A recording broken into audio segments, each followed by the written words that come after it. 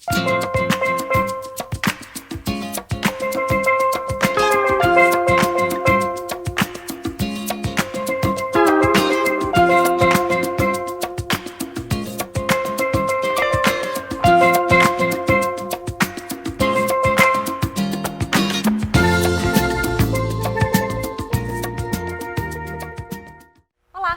bem-vindo ao 7º módulo.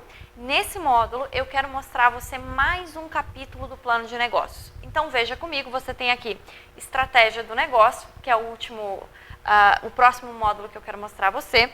Vamos lá. Quando você pensar em estratégia do negócio, eu quero que você pense nas oportunidades e ameaças do ambiente de negócios para a sua empresa e quero que você pense nos pontos fortes e fracos da sua empresa em relação aos concorrentes. A melhor forma de pensar isso é com a tal da matriz SWOT. As pessoas gostam de trabalhar com essa matriz. No Brasil, o Sebrae fez uma tradução dessa matriz e você vai encontrá-la sob o nome FOFA, F-O-F-A, que vai te mostrar forças, fragilidades, oportunidades, fraquezas e ameaças. Então, você vai conseguir ver quais são os pontos fortes do seu negócio internamente e quais são os pontos fortes e fracos do seu negócio em relação ao ambiente. Então, quando você for elaborar a sua matriz, você pode procurar na internet, existem vários modelos de matriz SWOT, provavelmente no seu material didático você também tem esse modelo, e aí você consegue enxergar exatamente o formato da matriz. Mas mais importante do que o formato é a análise que você vai fazer para preencher essa matriz. Então, eu preciso que você se ocupe, que você pense um pouco em algumas questões. Quais são as fraquezas da minha empresa hoje, em relação aos concorrentes, e as minhas fraquezas internas? Então, no que é que eu não sou tão bom? Talvez eu não seja bom em preço, talvez meu preço não seja muito bom, talvez eu tenha um produto de menor qualidade do que os meus concorrentes. Por definição, isso é um problema? Não, tem muita empresa que funciona vendendo roupa barata de baixa qualidade, sapato barato de baixa qualidade e ela sobrevive muito bem. Tem várias cadeias de lojas que sobrevivem com um modelo de vestimento de baixa qualidade e baixo custo. Isso não é um problema, desde que você saiba se posicionar no mercado. Quando você for olhar a outra face e você for olhar o que você tem de bom, aí sim, eu quero que você analise quais são as oportunidades do mercado. Então, olhando para fora da empresa, pense nas oportunidades e pense também quais são as suas forças. De que forma a sua empresa é melhor e quais são os melhores pontos que ela tem. E aí, você pode pensar, se for, por exemplo, uma estratégia de baixo custo, você pode pensar que eu faço roupas de baixa durabilidade, mas sempre com um apelo de moda. Então, as pessoas compram, é um produto barato, elas sempre estão na moda, porque eu trago o que há de mais novo no mundo da moda e vale a pena para o consumidor fazer essa compra, ok? Então, pense nisso para fazer a sua matriz SWOT. Esse é o ponto mais importante para o empreendedor que pensa em termos estratégicos, porque essa ferramenta, embora seja simples na essência, ela te obriga a pensar exatamente o que você tem de bom, o que você tem de ruim, o que você tem de melhor, onde você pode melhorar, e algumas coisas ficam claras quando a gente faz a matriz SWOT. A gente sabe exatamente o que valorizar para o consumidor, ok? O que mais? Para estabelecer as suas estratégias, considere, por favor, o que você vai vender e a que preço, você já pensou nisso nesse momento, e em qual território ou nicho de mercado. Aqui, eu quero te fazer mais uma provocação. Quando eu penso em qual território, em qual nicho do mercado, eu sei que você já sabe reconhecer quais são os pontos de mercado mais forte. Então, de repente, eu vou vender nesse bairro, porque esse bairro tem mais pessoas com o perfil que eu quero atingir, ou vou vender naquele bairro, porque é um bairro que tem um comércio forte no final de semana, e eu acredito que o meu seja um produto que vai ser vendido fortemente nesse período. Enfim, eu vou tomar alguma decisão em termos geográficos. Essa decisão vai impactar a minha estratégia. E agora eu quero que você pense sobre o efeito online. Você vende online? Você vai vender online? Está nos seus planos? O que vai significar para você fazer uma venda online? Você vai se ocupar de abrir um site? Faz sentido para o seu negócio vender online? Para alguns negócios, às vezes não é a melhor opção. Mas mesmo negócios tradicionais e serviços tradicionais estão gradualmente migrando para a internet. Até alguns serviços que a gente, em princípio, não imaginavam que iam ter tanto espaço. Você se surpreenderia em quantos dos serviços de bombeiro hidráulico, eletricista, jardineiro, pedreiro, enfim, esses serviços domésticos, você se surpreenderia em saber quantos desses serviços hoje são contratados pela internet. As pessoas se habituaram com a ideia de preciso de alguém para consertar o meu chuveiro, eu preciso aqui de um bombeiro hidráulico, né? Preciso de alguém para fazer esse reparo para mim. Ao invés de ligar para um amigo para ver se alguém já contratou um bombeiro, tem uma indicação, se lembra o nome, as pessoas vão à internet e digitam bombeiro hidráulico mais minha cidade e veem o que é que aparece. Então você se surpreenderia com quanto mesmo esses serviços tradicionais estão migrando. Hoje, um serviço que tem chamado a atenção é o serviço de manicure em casa. Então, um serviço de manicure que você contrata pela internet, agenda o horário, não precisa falar com ninguém, não liga, não sai da sua casa. E a pessoa vem e presta o serviço para você. Ou um outro serviço curioso, que há alguns anos seria impensável, um serviço de táxi que você aciona pelo seu celular. Então, não precisa mais ligar na central de táxi e dizer, olha, eu estou aqui entre a rua tal e a rua tal, esquina, estou esperando o táxi. Não, você pega o seu celular, marca, quero um táxi agora. Ele pega as suas coordenadas por GPS, sabe exatamente onde você está, já passa aquelas coordenadas para o táxi e o táxi chega rapidinho. Você não telefonou para ninguém, você não usou o telefonista, você não teve nenhum custo de telefone, nem para você, nem para a empresa, e o serviço foi muito mais ágil. Então, pense que mesmo serviços e produtos tradicionais, gradualmente estão migrando para a internet, tá? E aí, se provoque nesse sentido, o seu produto, o seu serviço, a sua empresa fazem sentido migradas para a internet? Você planejou essa migração? Porque em algum momento ela vai acontecer, tá? É natural que a gente contrate mais e mais e mais e mais pela internet. Então, fique aí com esse pensamento. Pense também quais são os segmentos de mercado a serem trabalhados pela empresa e qual a ordem de prioridade para o seu atendimento. Por exemplo, pode ser que a sua empresa tenha mais de um público-alvo, mas ela certamente tem um público-alvo prioritário, aquele que será a meta principal. Eu gosto de dar um exemplo para esse ponto, que é um exemplo de um consumidor que queira comprar uma televisão. Digamos que você esteja pensando, eu quero comprar uma nova televisão para a sala. Você já sabe mais ou menos o que você quer. Você sabe se você quer uma televisão grande, com boa resolução, baixa resolução, mais barata, mais cara. Vamos dizer que você queira a melhor resolução disponível para a sua sala. Você quer caprichar bastante e quer ter uma excelente televisão. O que você faz? Se você é um consumidor que está afeito à internet, você vai na internet e digita qual é a melhor resolução, quero ver uma resenha sobre essa televisão, quem comprou essa televisão gostou, quem comprou não gostou por quê? E você fica algum tempo pesquisando. Ou você pode ir a uma loja que tenha essa televisão, já que você quer um modelo mais caro, top de linha, talvez nem todas as lojas tenham, mas você vai lá e conversa com o vendedor, às vezes passa 40 minutos, 1 hora conversando, testa todas as funcionalidades, vê o desempenho, vê o áudio, vê o contraste, uma série de outras coisas, e você decide, essa é a televisão que eu quero. Você compra? Talvez você já não compre naquele momento. Por quê? Isso é algo que está acontecendo com os consumidores modernos. Você escolhe, eu quero a televisão modelo XT1 4912. Estou chutando. Você chega na internet e digita XT1 modelo 4912. Você acha mais barata e compra da mais barata. Então, isso é algo que está impactando as empresas. Muitas vezes, o consumidor vai a uma empresa com características de ter produtos top de linha, toma o tempo do vendedor, procura e compra no mais barato.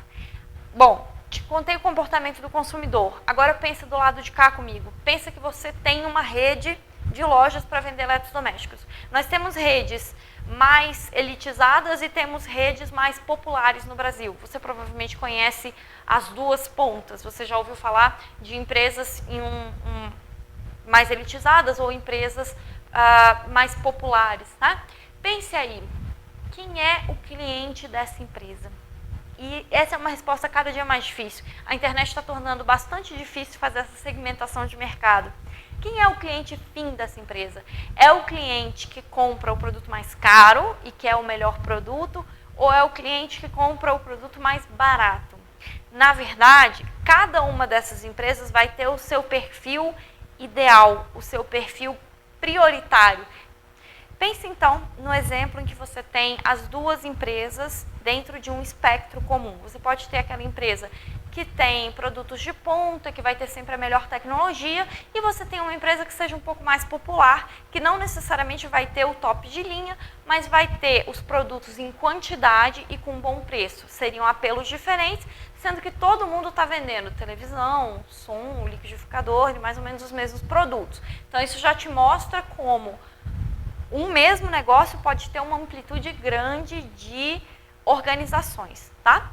Bom, por que eu estou te dando esse exemplo? Pense aí no consumidor que opta pelo produto top de linha. Então ele já sabe que ele quer a melhor televisão, ele quer o melhor contraste, o melhor som, a melhor qualidade. Ele vai a essa loja física que tem os produtos top de linha, então a empresa que estaria nesse lado do espectro, ele vai até essa empresa, conversa com o vendedor, testa durante 1 hora e meia, testa o contraste, o som, a luz, a imagem, tudo isso, e ele decide, é essa a televisão que eu quero. O que ele faz? Ele vai para a internet, digita o modelo da televisão e acha o menor preço. E esse consumidor provavelmente compra online.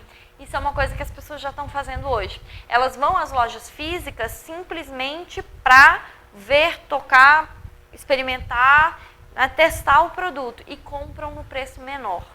Bom, por que eu estou te dando esse exemplo?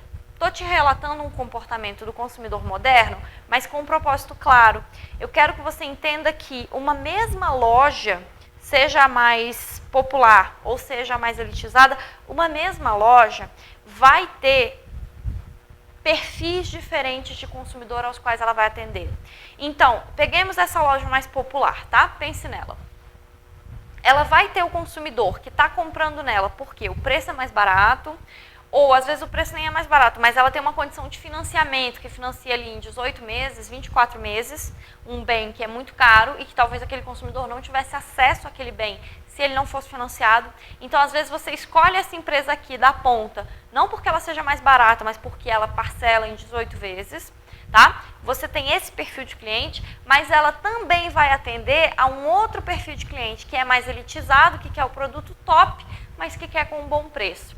Então, se eu te perguntar quem é o seu cliente, você provavelmente vai responder que é o cliente que procura o parcelamento, o cliente que quer o produto mais simples. Mas as empresas estão enxergando que elas não têm um perfil de cliente. Elas podem até ter um perfil principal, mas elas têm 2, 3, 4 perfis agregados que elas atendem eventualmente. Isso faz com que você tenha que olhar para o seu mercado consumidor de forma diferente e impacta aqui nas estratégias. Então, as suas estratégias têm que ser um pouco adaptadas a essa questão. Então, todo esse exemplo foi para te trazer para cá e te perguntar quais são os segmentos que você trabalha na sua empresa e qual é a ordem de prioridade. Por que eu te pergunto a ordem de prioridade? Porque eu já sei em qual foco de venda eu tenho que dar mais importância. Se você me disser, a minha principal venda é a venda online, de quem está buscando menor preço, ótimo, é fantástico que você tenha consciência disso, porque eu já sei que a maior parte dos meus recursos de propaganda, de divulgação de publicidade, eu vou fazer nesse sentido, porque ali é o meu melhor segmento. Se você me diz, por outro lado, que a sua melhor venda é a venda presencial no shopping, eu também já sei para onde direcionar melhor os meus esforços. Mas eu preciso que você tenha essa clareza para que a gente possa decidir com consciência e com correção quais são as melhores estratégias de venda, tá? Então eu te provoco nesse sentido, já pensando nas estratégias da empresa. Então, por fim, o posicionamento em relação aos preços e eu preciso que você defina para mim como vai ser a formação de preços e quais vão ser as formas de pagamento que você vai adotar. Não subestime o poder de uma forma de pagamento. Não pense que o seu cliente vai comprar o seu produto porque é o seu produto. Na verdade, em grande parte das vezes, as vendas são decididas porque esse parcela, aquele não parcela. Esse parcela em 6 vezes sem juros e aquele ali só parcela em 3. Aí você pensa, puxa vida, eu tive tanto trabalho para estruturar uma empresa, para pensar como eu podia ser competitivo, pensar bons custos, boas margens de trabalho, né? Pensar um bom preço. E no final, as pessoas compram dele porque ele divide em 6 vezes e eu divido em 3. Infelizmente é assim. Agora, também não adianta chorar sobre o leite derramado. Se você já sabe que é assim, então a gente organiza uma empresa para agir exatamente assim. O importante é esse perfil de consumidor que você tem. O que ele valoriza mais? É preço? Então, vamos atrás de uma forma de deixar o preço bom. É parcelamento? Então, a gente já sabe onde investir. É qualidade? É um consumidor que quer o produto top de linha? Então, vamos investir no top de linha. Mas eu só vou saber onde investir quando você tiver absoluta clareza do seu perfil principal de compra e também desses perfis secundários, tá? Porque você pensa, o perfil principal pode dar 40% das suas vendas. E você pode ter 5 perfis acessórios que distribuam os outros 60%. Se você desprezar esses 5 perfis, você só tem 40% das vendas garantido. Então, a gente precisa chegar a 90%, 95%, 100%, tá? Então, vamos seguir? Pensando em um próximo capítulo do seu plano de negócios, que seria o seu capítulo de organização e gerência. Então, lembre-se que esse é um capítulo que está preocupado com a forma como a sua empresa vai se organizar internamente para prestar os serviços que estão previstos ou para fornecer os produtos que você descreveu lá na sua descrição de produtos e serviços. Então, agora eu já sei como vai ser essa empresa, como ela vai funcionar, quais são os produtos ou serviços que ela vai fornecer. Já fizemos um estudo de marketing, que a gente combinou que você ia ver em outro modo, mas até esse momento você já fez. Você já sabe quais são as estratégias de negócio. E agora eu te pergunto, tá, eu entendi o que você quer fazer na sua empresa, mas a pergunta muda. Eu vou te provocar em outro sentido. Como? Como você vai se organizar internamente para fazer isso? Quantas pessoas você vai precisar para botar essa empresa funcionando? Quantas pessoas em cada cargo? Quantos padeiros na sua padaria? Quantas manicures no seu salão de beleza? 15 manicures? Pode parecer um número alto, mas você tem que lembrar que uma manicure não trabalha 24 horas por dia, que manicure tem folga, assim como todas as pessoas. Você tem que começar a pensar quantas pessoas em cada cargo. Se alguém ficar doente, o que eu faço? Eu não tenho manicure naquele dia, eu paro o forno de pizza porque o pizzaiolo ficou doente? Não, eu preciso ter alguém para cobrir. E você vai entender que para ter uma equipe de 5, você precisa ter uma equipe de 6. Ou você precisa ter alguém que você possa chamar quando for possível. Então, você vai começar a entender que para fazer tudo isso acontecer, para fazer toda a sua empresa funcionar, você vai precisar de pessoas.